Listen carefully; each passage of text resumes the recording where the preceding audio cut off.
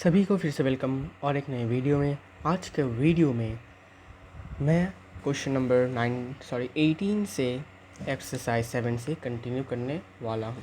Question number 18 में given है कि लाइन ए बी और लाइन सी डी पैरेलल्स हैं और टी ट्रांसवर्सल है और टी ने लाइन ए बी को ई में कट किया है, देख सकते हो पॉइंट ई, और लाइन सी डी को उसने एफ में कट किया। देखो यहाँ पर कट किया और यहाँ पर कट किया, ठीक है। इसके बाद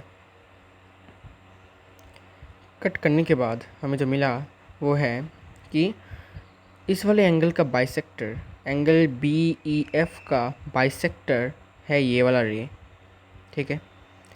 और एंगल डी एफ ई का बाइसेक्टर है ये वाला एंगल, सॉरी ये वाला रे, ठीक है।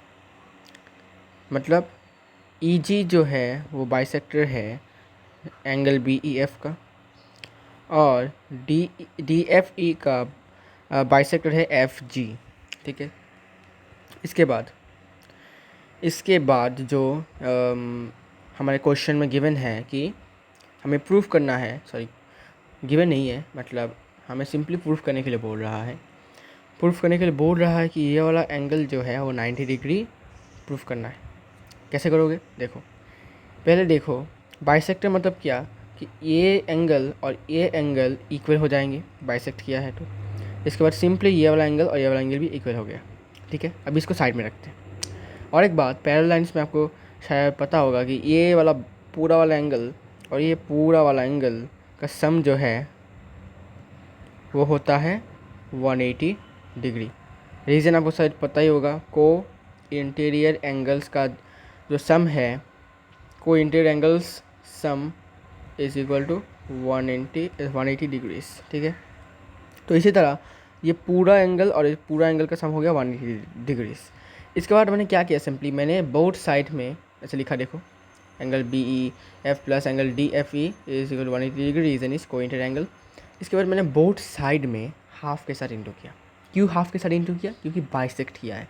बाइसेक्ट करने के बाद दोनों इक्वल हाफ्स में डिवाइड हो जाते हैं, तो ये हाफ के साथ डिवाइड किया, इंटू किया, सॉरी। तो हाफ के साथ मैंने इंटू किया।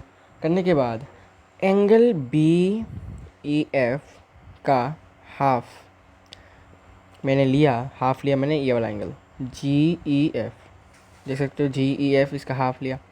तो बहुत लोगों का क्वेश्चन हो सकता है कि मैंने ये वाला एंगल क्यों नहीं लिया, बी ई जी क्यों नहीं लिया, ये वाला एंगल, ठीक है। तो मैं पहले बता दिया था कि दोनों एंगल ही इक्वल हैं, ये वाला एंगल इक्वल है। कैसे? बिकॉज दिस रे बाइसेक्ट दिस फुल एंगल, ठीक है। बाइसेक्ट करने के बाद ये दोनों एंगल्स इक्वल हो गए। तो एक ही बात है कि मैं ये वाला एंगल भी लूँ या फिर ये वाला एंगल ही लूँ, हमें जो वैल्यू है वो सेम ही मिलता। तो हमने सिंपली वाला एंगल लिया फॉर कन्वीनियंस, ये वाला एंगल हमने लिया। सेम इस एंगल से डी एफ ई एंगल में डी एफ ई का हाफ हमने लिया जी एफ ई, ये वाला एंगल लिया। क्योंकि ये वाला एंगल ही लूँ या फिर ये वाला एंगल ही लूँ, एक ही बात है। तो हमने for convenience G F E वाला एंगल लिया, ओके। इसके बाद we got G F E plus angle G E F is equal to 90 degrees, okay.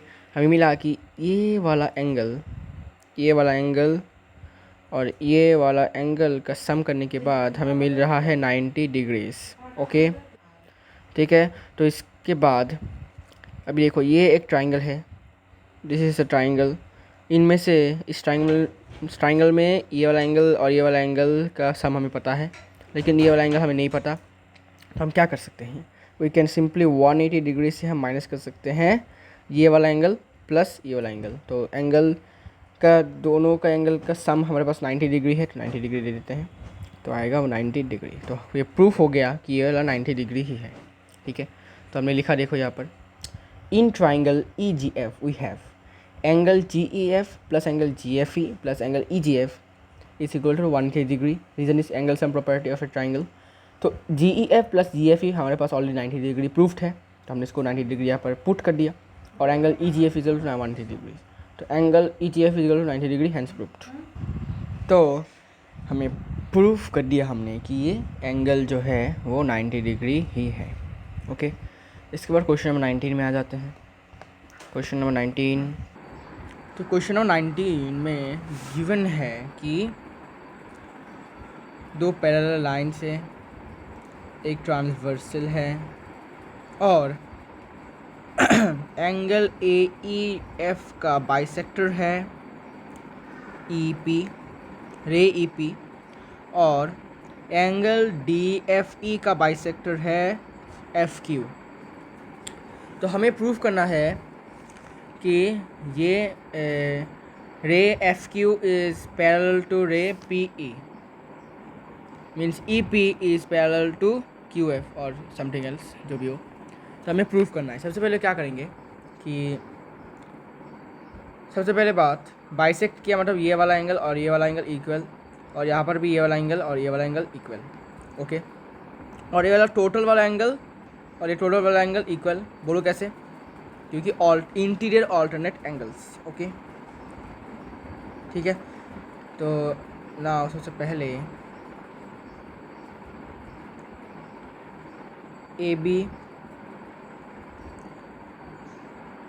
AB parallel to CD and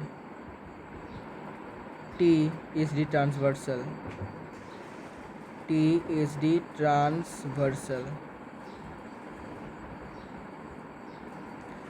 इसके बाद therefore angle AEF is equal to angle, अच्छा angle नहीं लिखा मैंने, एंगल लिख लेता हूँ।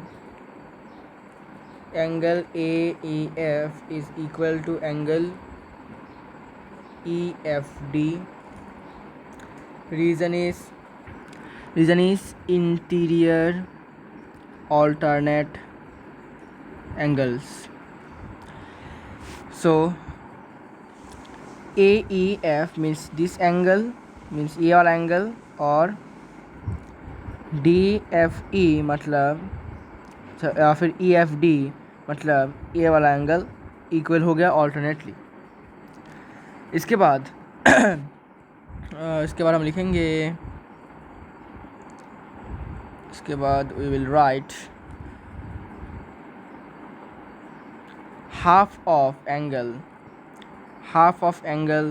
EEF is equal to half of angle EFD, ठीक है। हाफ लेने का रीज़न है क्योंकि इसके बाइसेक्ट किया है, तो बाइसेक्ट करने के बाद दो एंगल्स इक्वल हो जाते हैं, इक्वल हाफ्स में बट जाते हैं, इसीलिए we multiplied the both side by half. तो AEF का half we can take PEF, we can take PEF which is this, और एंगल EFD का हाफ मीन्स ये वाला एंगल का हाफ ले सकते हैं QFE मीन्स ये वाला, ओके। तो हम लिख सकते हैं एंगल PEF और इसको लिख सकते हैं एंगल QFE, ठीक है। इसके बाद अभी देखो इंटरेस्टिंग चीज़ है, ये वाला इक्वल हो गया और ये वाला इक्वल हो गया। ये कैसे इक्वल हुआ? ऑल्टरनेटली। तो ऑल्टरनेट एंगल्स कब जाके इक्वल होते हैं? जब टू लाइंस पैरेलल्स होते हैं और ये एक ट्रांसवर्सल होता है, तभी जाके ये दो ऑल्टरनेट एंगल्स इक्वल होते हैं। तो इस समय क्या मिलता है कि देयरफॉर हैंस अच्छा रुको, पहले लिखना पड़ेगा। Reason is interior alternate angles, इसको लिखना पड़ेगा since angle PEF is equal to angle QFE। इसमें शायद ये वाला यहाँ पर लिखना पड़ेगा, रीज़न यहाँ पर, ओके। तो इसके बाद since this angle is equal to this, therefore ray EP is parallel to FQ ray, okay. अब रे सिंबल दे भी सकते हो, नहीं भी दे सकते हो, इट्स अपॉन योर चॉइस, ठीक है। तो इसी तरह हमने इसको प्रूफ कर लिया क्वेश्चन नंबर 19 में कि ये दोनों रेस, ये और ये पैरेलल टू ईच अदर है। तो फिर से मैं बताता हूँ, पहले हमने क्या किया। हमने पहले लिखा ए बी और सी डी एक पैरेलल लाइन से और ट्रांसवर्सल टी है, तो ये वाला पूरा वाला एंगल और ये पूरा वाला एंगल इक्वल है। ओके, इसके बाद हमने लिया क्या, वो हमने बोथ साइड में हाफ के साथ इंटू किया, क्योंकि बाइसेक्ट भी किया है इसको। बाइसेक्ट करने के बाद इक्वल हाफ में बच जाता है। तो हाफ ऑफ एंगल, ये वाला हाफ ऑफ एंगल है, इसको हमने लिया पी ई एफ। ठीक है, इसके बाद half of angle D E F, मतलब बड़ा वाला एंगल का हाफ हमने लिया क्यू एफ ई, मतलब ये वाला। फिर हमने देखा कि ये एंगल और ये एंगल इक्वल हो गया। ठीक है, और ये कैसे इक्वल हुआ, ऑल्टरनेटली। देखो यहाँ पर रीज़न भी दिया हुआ है, ऑल्टरनेट।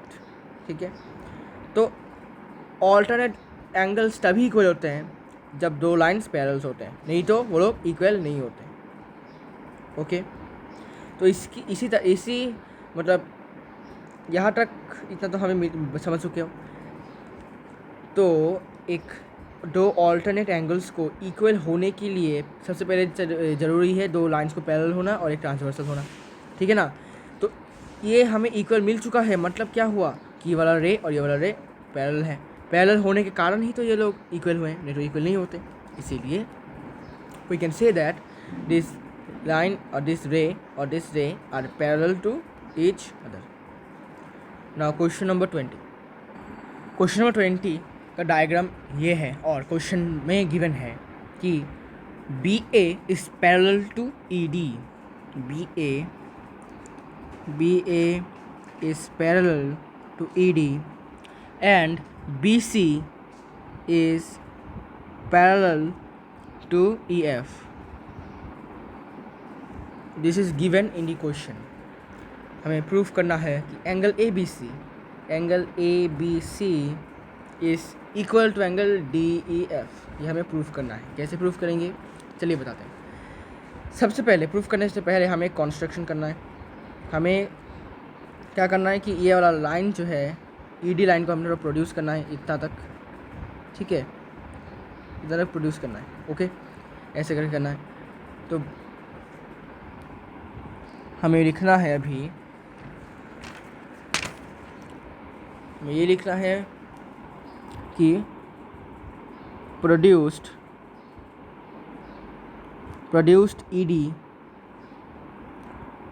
टू मीट BC, इसको पॉइंट का नाम देता हूँ P, to meet BC at P। ठीक है, ऐसे करके लिखा। इसके बाद BA is parallel to PD। ठीक है, and BPC is the transversal.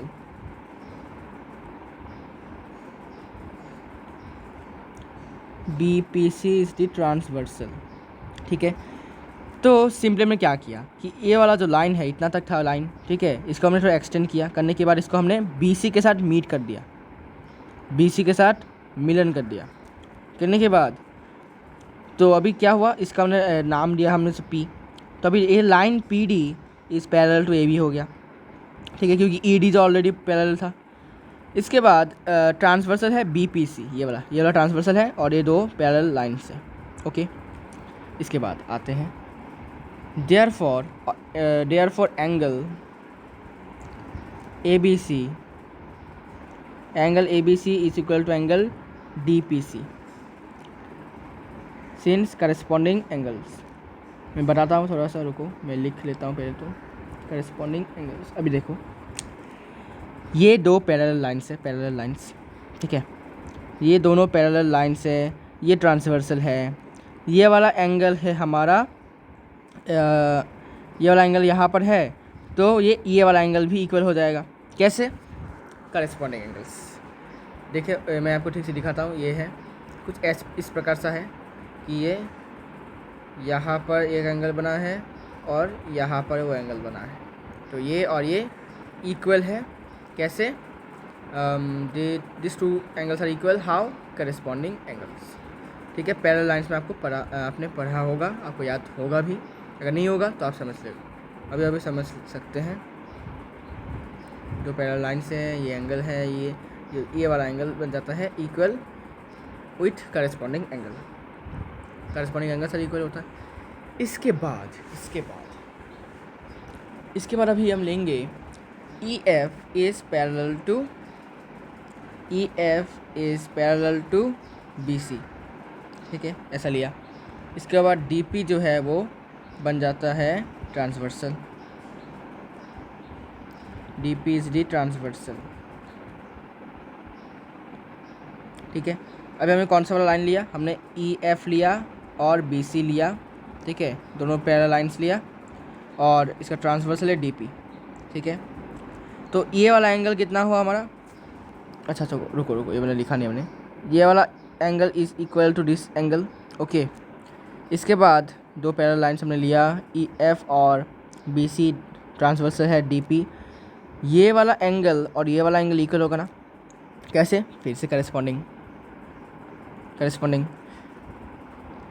तो हम लिखेंगे angle E D P C लिखूँ या फिर ई पी सी लिखूँ, डी पी सी ले देता हूँ, डी पी सी एक ही बात है। Angle is equal to angle D E F, reason corresponding angles,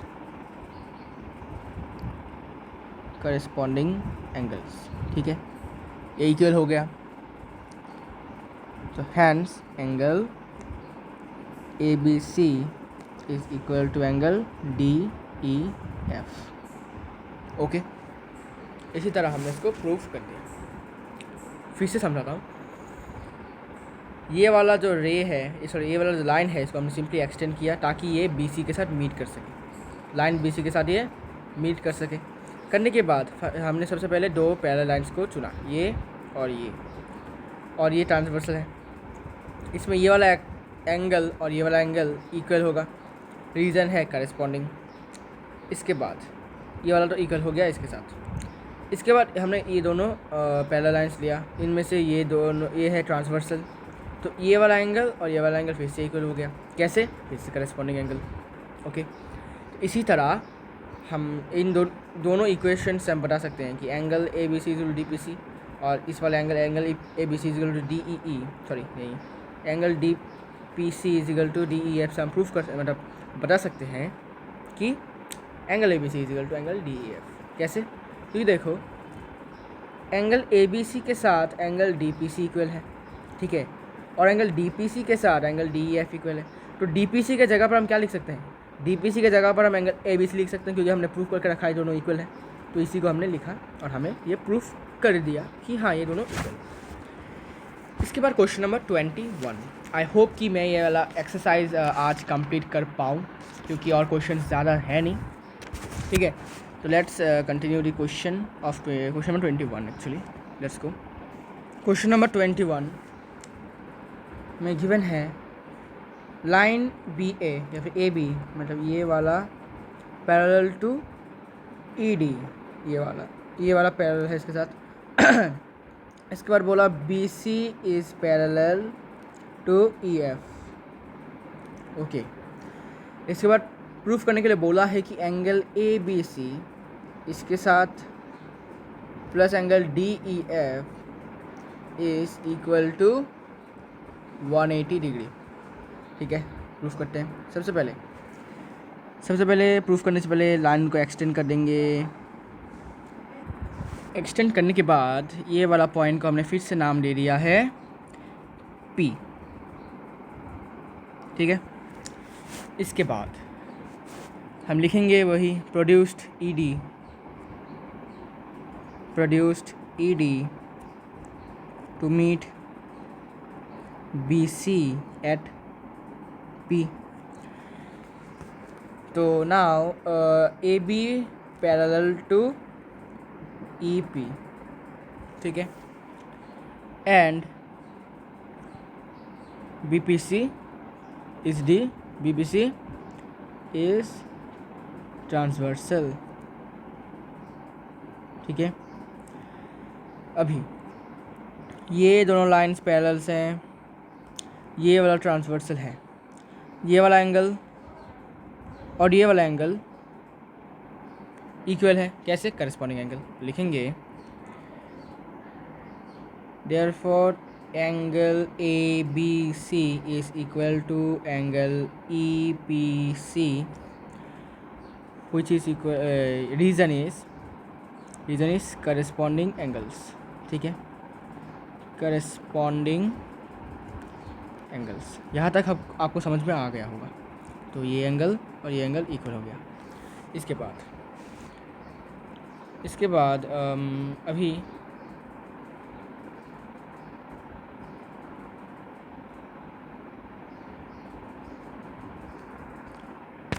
इसके बाद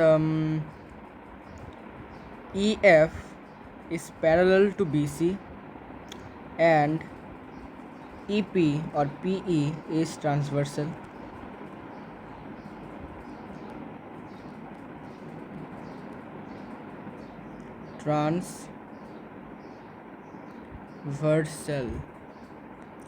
ठीक है. ट्रांसवर्सल. अभी देखो ये वाला एंगल. अच्छा देखो, ये दो लाइन्स पैरेलल्स हैं, ये ट्रांसवर्सल है.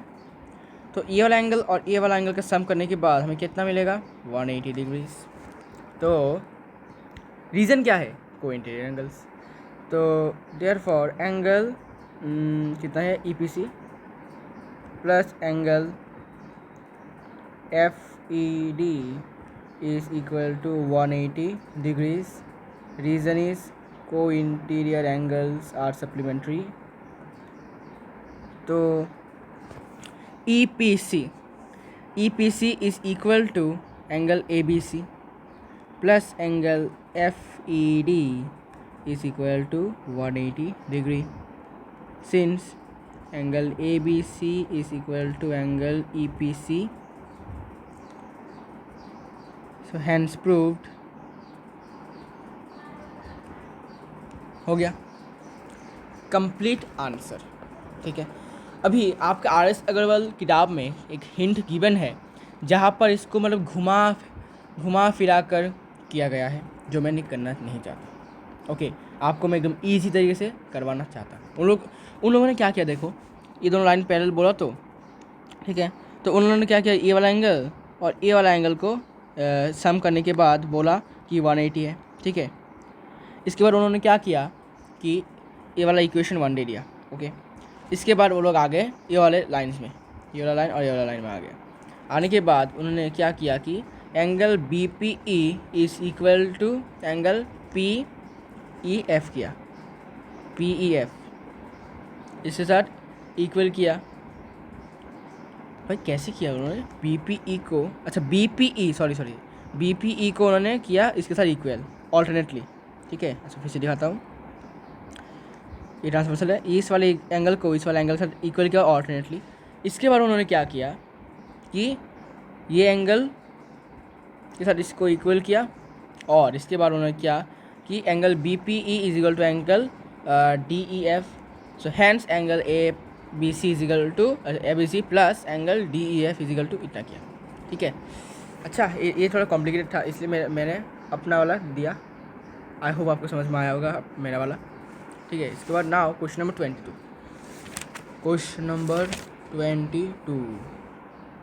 तो क्वेश्चन नंबर 22 में मैंने क्या किया कि क्वेश्चन नंबर 22 में डायग्राम में बोला है कि M और N दो मिरर्स हैं, are two plane mirrors perpendicular to each other, and show that the incident ray CA is parallel to reflected ray BD. तो according to the physics first law of light नहीं, first law मेरे कुछ first law में light नहीं था, कुछ तो था. अच्छा जो भी हो, लेकिन वो फर्स्ट लॉ नहीं, सेकंड लॉ था. वो सेकंड लॉ के अनुसार फिजिक्स में हमने पढ़ा था लाइट चैप्टर में. Second law is angle of incidence is equal to angle of incidence is equal to angle of reflection. तो एंगल ऑफ इंसिडेंस मतलब ये है इंसिडेंट रे. ठीक है. इंसिडेंट रे और ये है रिफ्लेक्टेड रे और ये है रिफ्लेक्टेड रे. ठीक है. तो रे इन दोनों में ये है नॉर्मल मतलब एक इमेजिनरी लाइन होता है. तो ये है एंगल ऑफ इंसिडेंस और ये है एंगल ऑफ रिफ्लेक्शन, दोनों इक्वल होते हैं. I is equal to R. I is angle of incidence and R is equal to angle of reflection. Physics में आपने पढ़ा होगा क्लास 8 में. ठीक है, ये सेकंड लॉ ऑफ क्या बोलते हैं उसको, मैं भूल गया, कुछ लॉ था, सेकंड लॉ. ओके, इसके बाद सिंपली अभी ये वाला इंसिडेंट रे बन गया और ये वाला रिफ्लेक्टेड रे बन गया. ठीक है, ये वाला बन गया अभी इंसिडेंट रे, ये वाला बन गया अभी रिफ्लेक्टेड रे. तो ये वाला नॉर्मल, तो ये वाला है एंगल ऑफ इंसिडेंस, ये वाला है एंगल ऑफ रिफ्लेक्शन, दोनों इक्वल होते हैं. इसके बाद अभी मेन चीज़ मैंने क्या किया कि लेट द नॉर्मल्स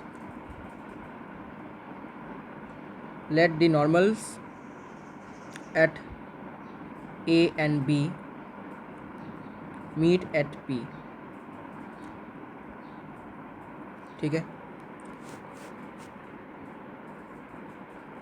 इसके बाद since angle of incidence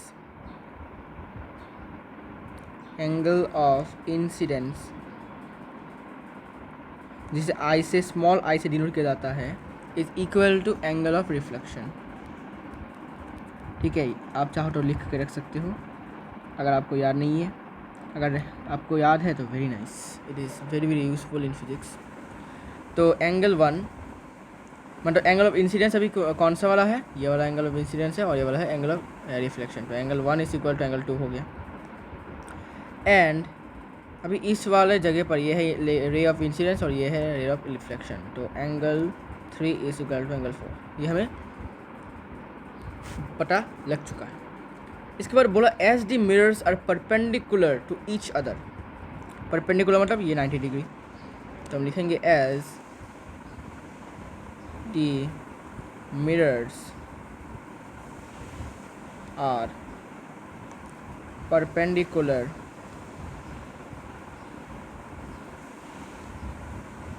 to each other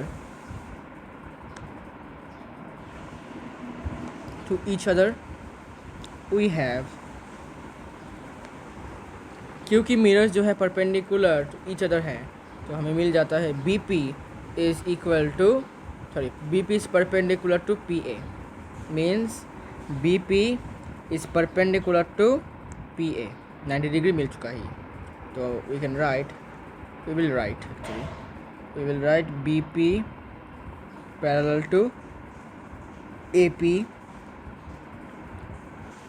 जहाँ से हमें मिलता है angle APB is equal to 90 degree, ये हमें मिल जाता है. तो देयरफॉर अब आप लिख सकते हैं angle 2 plus angle 3, angle 2 plus 90 degree plus angle 3 और ये एक ट्राइंगल है, राइट ट्राइंगल. तो angle 3 plus angle 2 plus 90 degree कितना होगा 180 डिग्री. इससे हमें क्या मिल जाता है, इससे हमें मिल जाता है एंगल 2 प्लस 3 का वैल्यू. ठीक है, तो हम लिखेंगे इन ट्राइंगल BPA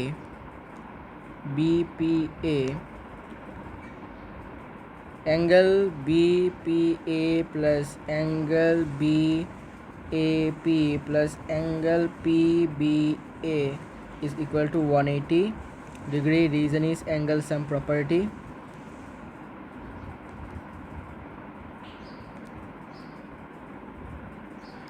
तो BPA 90 डिग्रीज है और BAP है हमारा एंगल 2 और PBA है हमारे पास angle 3 which is equal to 180 degree.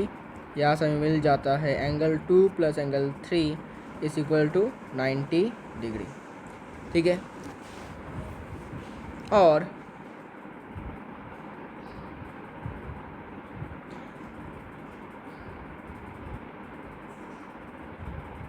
इसके बाद therefore angle 1 plus angle 4 is equal to angle 2 plus angle 3 which is equal to 90 degree. So अभी ये कहाँ से मिल गया हमें कि angle 1 plus angle 4 is equal to 90 degrees, कैसे मिला ये? ठीक है, ये क्यों मिला? क्योंकि देखो एंगल 2 किसके साथ इक्वल है? एंगल 1 के साथ इक्वल है। और एंगल 3 किसके साथ इक्वल है? एंगल 4 के साथ इक्वल है। तो एंगल 2 का जगह पर हम लिखेंगे एंगल 1 और एंगल 3 की जगह पर हम लिखेंगे angle 4 which is equal to 90 degree. तो मतलब इन दोनों angle 1 plus 4 is equal to angle 2 plus 3 is equal to 90 degree. इसके बाद so angle 1 plus angle 2 plus angle 3 plus angle 4 कितना होगा? 90 plus 90 180 degree. So therefore 1 plus 2 क्या है? 1 प्लस 2 है एंगल 1 प्लस 2 है एंगल सी ए बी। तो angle C A B plus angle 3 plus 4 कितना है? ये होगा D B A. D B A is equal to 180 degree. Angle D B A is equal to 180 degrees. ठीक है, अब देखो एक इंटरेस्टिंग चीज़, ये वाला और ये वाला एंगल्स दोनों इक्वल हैं। ठीक है, और ये दो लाइंस, ठीक है, तो अभी बोलो कि ये दोनों लाइंस का इक्वल नहीं, सॉरी, ये दोनों लाइंस का सम है, सॉरी क्या बोल रहा हूँ मैं, ये दोनों एंगल्स का सम है 180 डिग्री। और ये कभी होता है जब दोनों लाइंस पैरेलल होते हैं। और इसका ये ट्रांसवर्सल है और ये इन दोनों एंगल्स को हम बोलते हैं को इंटीरियर एंगल्स। तो को interior angles, therefore since angle CAB is equal to angle plus DBA is equal to 180 degree, therefore हम कह सकते हैं कि BD is parallel to AB। अरे क्या लिख रहा हूँ मैं, सॉरी AC, क्या लिख रहा हूँ, दिमाग ख़राब हो गया मेरा, AC। ठीक है, मतलब मैं फिर से समझाता हूँ कि ये दोनों एंगल्स का सम करने के बाद हमें मिलता है 180। लेकिन ये कब होता है? जब दो लाइंस पैरेलल होते हैं और एक ट्रांसवर्सल होता है। ठीक है, तो हम प्रूफ कर सकते हैं, मैं बोल सकते हैं कि हाँ भाई ये दोनों लाइंस पैरेलल हैं, तभी जाके ये वाला एंगल और ये वाला एंगल का सम 180 हुआ। को इंटीरियर एंगल्स है रीज़न। ठीक है, नाउ क्वेश्चन नंबर 23। क्वेश्चन 23 मैं नहीं करने वाला हूँ, क्वेश्चन 23 आपको खुद करना है। इसका रीज़न आप बता सकते हो क्यों नहीं है, पैरेलल नहीं है, क्यों पैरेलल नहीं है। मैं फिर भी एक हिंट दे देता हूँ। देखो मैं डायग्राम थोड़ा ड्रॉ कर लेता हूँ थोड़ा सा। ठीक है, तो ये है 110, ये है 110 और ये है 80। ठीक है, हमें ये प्रूफ करना है कि क्या ये लाइन दोनों मीन्स ये लाइन पैरेलल है या नहीं। अब देखो अगर पैरेलल होते तो देखो ये वाला देखो 180 डिग्री प्लस 110 डिग्री कितना होता है? वो 190 degree which is not equal to 180। ठीक है, तो इसका मतलब क्या हुआ? ये दोनों लाइंस पैरेलल नहीं है, मीन्स लाइन बोल सकते हो ए, देखो ये होगा, हाँ, ED is not parallel to AC, ये लिख सकते हो। ठीक है, अरे देखो भाई 110 प्लस 180 डिग्री करने के बाद 190 आ जाता है, लेकिन हमें चाहिए कितना? 180, so it is not parallel. This is the only reason. इसके बाद क्वेश्चन 24। क्वेश्चन 24 में क्वेश्चन है कि दो lines perpendicular to parallel lines हैं, show that they are parallel to each other. Question number 24 last question of this exercise. तो diagram कुछ इस प्रकार होगा, दो पैरेलल लाइंस के ऊपर दो परपेंडिकुलर्स हैं। ये है दो perpendiculars, let me straight it. Straight क्यों नहीं होता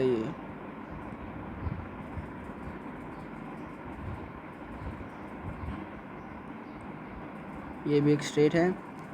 इसके बाद labelling time, it is P, it is Q, ये वाला 90 डिग्री है, ये वाला 90 डिग्री है, ये वाला भी 90 डिग्री है, ये वाला 90 डिग्री है।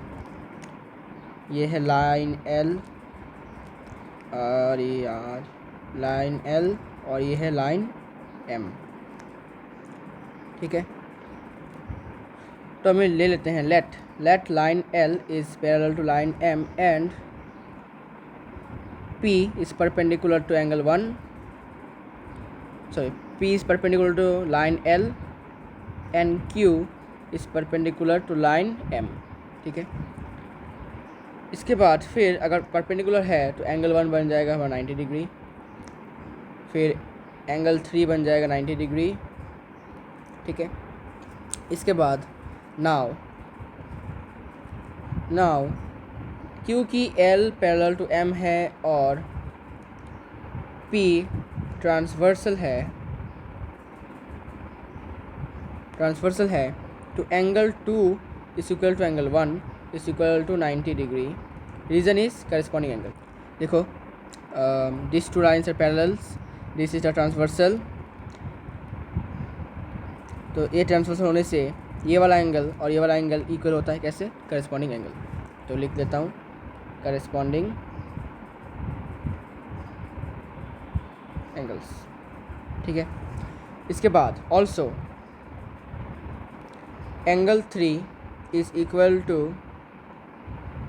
Angle 3 is also equal to 90 degree. कैसे? क्योंकि अभी देखो ये वाला दो लाइन पैरेलल है। ठीक है, अभी ये दोनों लाइन पैरेलल है। रुको, ये दोनों लाइन्स पैरेलल हमें चाहिए ना। अच्छा रुको, एंगल 3 हमारे पास 90 डिग्री गिवन है ऑलरेडी, ये वाला हमारे पास गिवन है तो therefore angle 3 is equal to angle 2 each 90 degree. Okay, ये हमारे पास ईच 90 डिग्री है। क्यों 90 डिग्री है? क्योंकि ये दोनों करस्पॉन्डिंग एंगल्स हैं और करस्पॉन्डिंग एंगल्स तभी इक्वल होते हैं जब दो लाइन्स पैरेलल होते हैं। मैं फिर से समझाता हूँ, ये वाला पार्ट में फिर से समझाता हूँ। देखो, एंगल 3 हमारे पास 90 डिग्री है। ठीक है, और एंगल 2 भी हमारे पास 90 डिग्री है। देखो, ये वाला दो लाइन पैरेलल्स हैं।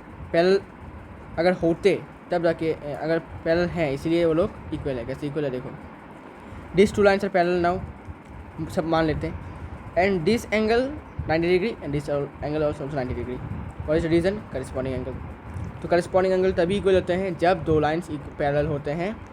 मीन्स हम बता सकते हैं कि line P is parallel to line Q।